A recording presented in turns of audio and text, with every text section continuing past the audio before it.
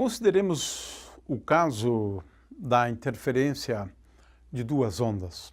Não vamos especificar que tipo de onda, né?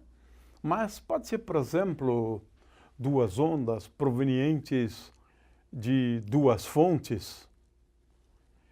E agora eu vou analisar a onda a uma distância, digamos, R1 da primeira e a uma distância R2 da segunda. Então, é um problema de duas ondas, uma se propaga para cá, a outra se propaga nessa direção, né? As duas se propagam e agora eu quero analisar, né, a superposição das duas ondas. Claro que eu posso sempre pensar como sendo fontes pontiformes, né? O caso da experiência com a fenda dupla é um caso semelhante a este aqui, né? Eu tenho ondas e agora, ao passarem por essa primeira fenda, nós temos uma onda eletromagnética proveniente desta fenda e uma onda eletromagnética proveniente desta outra. De forma que aqui estamos considerando casos de interferência de apenas duas ondas. Isso aqui é uma coisa perfeitamente factível, né? De forma que a situação que a gente vai analisar é realizável do ponto de vista prático, né? Bom, nesse caso, o nosso problema é o de determinar a onda resultante, né? Vamos escrever essa onda resultante como dependendo dos pontos do espaço, né? Então, vamos apenas colocar assim, f de rt, né? E esta onda resultante, ela é uma soma de duas ondas, A1 vezes cosseno, vamos apenas chamar aqui de φ1, né? Nós já havíamos chamado atenção para o fato de que aqui eu posso colocar esse φ1 como sendo φ1 de RT, né? E mais A2 vezes cosseno de φ2 de RT. É isto. Tem apenas duas ondas, né? Essa onda resultante, ela pode ser escrita, como nós sabemos, sob a forma F, vamos colocar apenas assim, F é igual a A vezes cosseno de φ. A vezes cosseno de φ. Quem é A? A é a amplitude da onda resultante. Vamos escrever uma expressão, então, para amplitude, porque de agora em diante, o que interessa para a gente é a amplitude da onda resultante. Como sabemos, a amplitude, e vamos olhar agora só para ela, a amplitude da onda resultante ao quadrado, vamos tirar aqui a raiz quadrada, vou considerar a amplitude ao quadrado, porque ela é mais relevante, uma vez que eu estou falando da intensidade da onda. Então, eu vou olhar mais para a amplitude, né, da onda resultante. Então, a amplitude da onda resultante, como nós sabemos, é dada por A1 vezes cosseno de φ1, vou omitir, né, RT, vou apenas colocar A1 vezes cosseno de φ1, mais A2 vezes cosseno de φ2 ao quadrado, tenho tudo isso, né, ao quadrado, mais, continuando, A1 seno de φ1 mais A2 vezes seno de φ2, isto aqui, claro, ao quadrado. Isso aqui vem da teoria desenvolvida anteriormente. A amplitude da onda resultante é dada por essa expressão aqui. Ou seja, vamos tomar o quadrado, eu tenho 6 termos aqui. e vou agrupar esses termos, né? De forma que o primeiro termo é esse, A1 ao quadrado cosseno ao quadrado de φ1 mais A1 ao quadrado vezes seno de φ1 ao quadrado, mas como cosseno ao quadrado de φ1 mais seno ao quadrado de φ1 é igual a 1, esse primeiro termo aqui, somando 2 daqueles lá, é igual a 1 ao quadrado, né? Ora, eu posso fazer a mesma coisa para o A2. Então, aqui eu tenho A2 ao quadrado cosseno ao quadrado de φ2, mais A2 ao quadrado vezes seno ao quadrado de φ2, lembrando que cosseno é o quadrado de φ2, mais seno ao quadrado de φ2 é igual a 1, eu tenho, portanto, mais A1 mais A2 ao quadrado. De forma que aqui eu já tenho 4 termos, né, que eu escrevi sob essa forma aqui, agrupei, né? Agora eu tenho mais 2 termos, né? Ora, esses 2 termos são 2 vezes A1 vezes A2, né? 2 vezes A1 vezes A2 vezes cosseno de φ1 vezes cosseno de φ2, que vem desse produto aqui. Então, 2 vezes A1. E aqui eu tenho a mesma coisa, só que com seno, mais seno de φ1 vezes seno de φ2. Agora a gente lembra uma propriedade dos cossenos, né? E essa propriedade estabelece o seguinte: cosseno de φ2 menos φ1, isso é uma propriedade da função cosseno, né? É igual a cosseno de φ2 vezes cosseno de menos φ1, mas cosseno de menos φ1, sendo a função cosseno uma função par, é cosseno de φ1. Ou seja, o cosseno de menos φ1 é igual a cosseno de φ1, né? Menos seno de φ2 vezes seno de menos φ1, mas que acaba resultando ser igual a seno de φ2 vezes seno de φ1, que é exatamente o que eu tenho aqui, né? Ou seja, a conclusão é que A ao quadrado é igual a A1 ao quadrado mais A2 ao quadrado mais 2 vezes A1 vezes A2 vezes cosseno de φ2 menos φ1, pode ser também cosseno de φ1 menos φ2, porque essa função é uma função par, né? Olha só que coisa interessante. Essa aqui é a chave para a gente entender, né, a interferência de ondas. Por quê? Essa expressão aqui me leva agora a considerar exemplos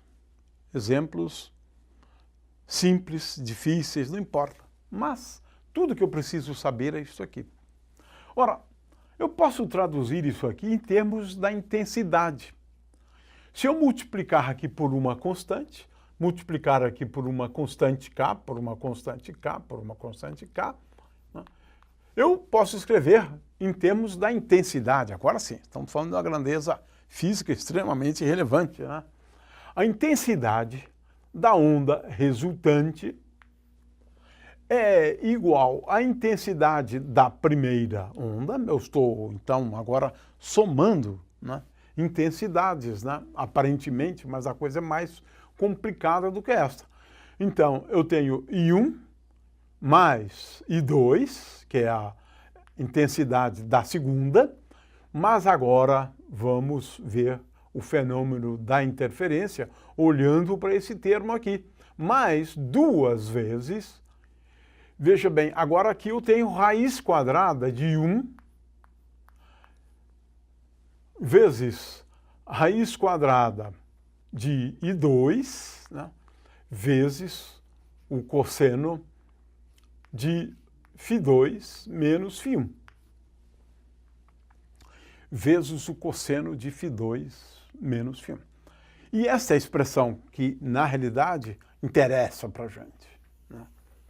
Veja, agora, a partir daqui, a gente já pode antecipar alguns resultados, né? O primeiro resultado é o seguinte: dependendo dessa diferença de fases, né? E vamos agora escrever essa diferença de fases, né, para duas ondas esféricas, né? De forma que eu vou escrever φ2 menos φ1 como sendo igual a K. Esse K aqui é o módulo do vetor de onda vezes R2 menos R1. E como nós estamos considerando, né, ondas com a mesma frequência, por isso que eu coloquei aqui o mesmo K, né, então eu teria ômega-t menos ômega-t zero. Portanto, essa diferença de fases, aqui, no caso das ondas que nós estamos considerando com uma mesma frequência, eu posso escrever essa expressão da forma mais geral possível, como sendo esta. Posso incluir uma fase, a análise é mais simples, sem considerar esta fase. Agora só, olha só que coisa interessante. Basta olhar para esta expressão, juntamente com esta expressão aqui, para a gente entender o fenômeno da interferência. Isto porque, em função destas distâncias, e vamos analisar casos, né, bastante específicos, né, em função destas distâncias, nós podemos ter uma situação na qual o cosseno deste ângulo, φ2, ou das diferenças de fase, o cosseno deste ângulo seja igual a 1. Seja igual a 1. Ora, neste caso, acontece isso. A intensidade, veja, é igual a I1, neste caso, onde ΔΦ, vamos chamar de ΔΦ, né? ΔΦ, mas existem outros casos. Eu estou considerando um caso bem simples, né, onde ΔΦ é igual a zero, mas ΔΦ pode ser igual a m vezes, ou 2m vezes π. Né? Mas estou considerando um caso simples, ΔΦ igual a zero. Então, a intensidade é igual a I1 mais I2, mais 2 vezes raiz quadrada de 1 mais I2. Olha só. Essa é uma interferência construtiva, porque a intensidade é basicamente dada pela raiz quadrada de 1 mais raiz quadrada de I2 mais raiz quadrada de 2 ao quadrado. Então, neste caso, veja só, a intensidade pode ser um fator 4. Veja, I1 igual a I2, que vamos considerar depois. A intensidade é 4 vezes a intensidade de uma delas. Então você tem pontos que, considerando a luz, você tem pontos muito bem iluminados. A intensidade é grande naqueles pontos. Mas veja, eu posso ter uma situação onde ΔΦ é igual a π. Ora, se ΔΦ for igual a π, muda o sinal aqui, fica um sinal menos. Então, nesse caso, veja só o que acontece, a intensidade, né, da onda resultante, né, é igual a raiz quadrada de I2 menos raiz quadrada de I1 ao quadrado. Já diminui a intensidade. Em particular, se a intensidade I1 for igual a I2, eu tenho uma situação onde a intensidade é igual a zero. Então eu posso ter pontos tais que não haja luz. A intensidade é igual a zero. Esse é o fenômeno da interferência. Em alguns pontos bem iluminados, a outros pontos sem qualquer luz ou com luz com intensidade muito fraca, né? Esse é o fenômeno da interferência. Vamos agora escrever uma expressão geral no caso em que A1 é igual a 2. Né? Se A1 é igual a 2, então eu posso escrever a intensidade, né? Vamos colocar I1 igual a I2, e agora eu posso tomar qualquer um deles.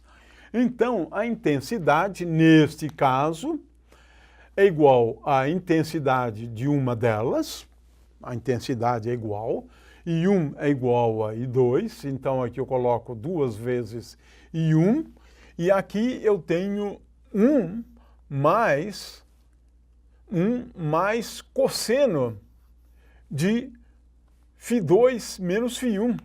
Olha só a expressão fica mais simples ainda. E agora eu posso simplificar mais esta expressão. Né? Lembre-se que agora estou tomando I1 igual a I2. Então, I1 é a intensidade de uma delas. E a intensidade resultante, né, das duas. Né? Agora, nesse caso, eu tenho a seguinte situação. A intensidade é igual a 2 vezes I1, né? E agora eu tenho que escrever 1 mais cosseno de Φ2 menos Φ1, né? Lembrando o seguinte, agora vou usar aqui uma identidade que é a seguinte, cosseno de 2 vezes Φ é igual a cosseno ao quadrado de Φ menos seno ao quadrado de Φ, e isto aqui eu posso escrever como sendo igual a seno ao quadrado de Φ é igual a 1. Então aqui eu tenho menos 1 menos cosseno ao quadrado de Φ, portanto, mais cosseno ao quadrado de Φ. Essa é uma identidade, né? Consequentemente, desta identidade, eu concluo que cosseno ao quadrado de Φ é igual a 1 mais cosseno de 2Φ. Agora,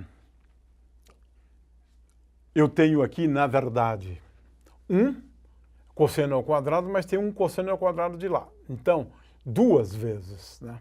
2 vezes. Consequentemente, eu posso escrever 1 mais cosseno de 2Φ como sendo igual a 2 vezes cosseno ao quadrado de Φ. Ora, isto aqui vamos chamar de 2Φ. Consequentemente, eu posso escrever I como sendo igual a 4, porque eu tenho um fator 2 aqui, vezes cosseno ao quadrado de Φ2 menos Φ1. Agora, sobre 2. Sobre 2. É uma expressão mais simples, na realidade, né? Quando I1 é igual a I2. Agora, de novo, olha só que coisa interessante. É que eu tenho 4 vezes aqui. E agora nós podemos considerar, né, os casos em que eu tenha uma interferência que poderíamos chamar de construtiva, né, construtiva. Ora, quais são os casos de interferência construtiva? Olha, eles ocorrem sempre que φ2 menos φ1 dividido por 2 for igual a m vezes π, onde m é um número inteiro, que pode ser positivo, pode ser negativo, mas essa é a condição para que haja uma interferência construtiva, porque se isto aqui for verdade, o cosseno ao quadrado desse ângulo há de ser igual a 1. Então, neste caso, olha só, a intensidade é 4 vezes I1. Esta é uma condição, né? Ou seja, essa condição é análoga à condição de K vezes R2 menos R1. Então, veja bem, depende da distância, mais delta. Muitas vezes a gente não leva em conta essa fase, em um bom número de casos, não há necessidade, não há essa defasagem, né? Igual a m vezes π. Então, aqui temos uma condição em relação às distâncias, na verdade, né? Por exemplo, considerei o caso em que delta seja igual a zero. Então, essa condição aqui, né, implica, na verdade, como eu tenho aqui sobre 2, agora aqui eu tenho de colocar 2 vezes m, né, vezes π. Ou seja, a condição é K vezes R2 menos R1 mais delta é igual a m vezes 2π. m vezes 2π. Aí é fácil verificar que, de fato, nessas condições aqui, né, nessas condições, eu vou ter sempre pontos para os quais a interferência é construtiva. A intensidade é 4 vezes a intensidade de uma delas, né? E eu tenho agora que analisar também quando essa interferência é destrutiva. São pontos para os quais a intensidade é igual a zero. Ora, isso acontece para ângulos φ2 menos φ1 dividido por 2 igual a 2 vezes n, onde n é um número inteiro, pode ser positivo, pode ser negativo, 2n mais 1 dividido por 2 vezes π. O que significa isso? Para n é igual a zero, se esse ângulo aqui for igual a π, esse cosseno ao quadrado, ele é igual a zero. Consequentemente, eu tenho uma interferência destrutiva, porquanto I é igual a zero nessas circunstâncias, porque o que importa é que, num caso, eu tenho uma região muito bem iluminada, por exemplo, no caso da luz, né, e regiões destituídas de luz, ou seja, com uma intensidade nula. Isso independe da onda, de forma que a condição agora, nesse caso, passa a ser, já que eu tenho aquela expressão para as fases K vezes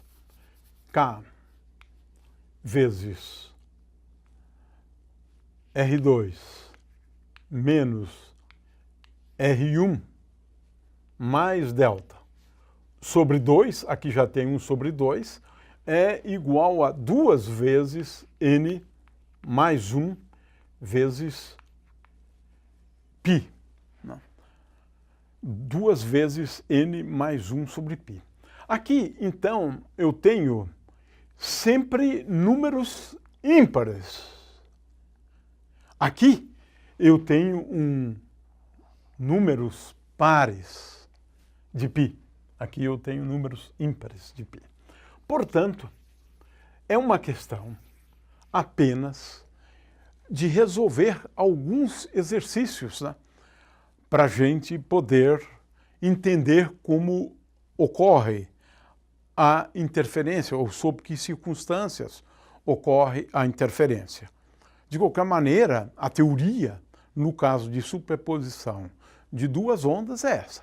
E é bem simples, porque você tem que analisar, né, as condições mediante as quais você tem interferência construtiva e as condições mediante as quais você tem uma interferência destrutiva. Mas, de qualquer maneira, as condições estão dadas aqui.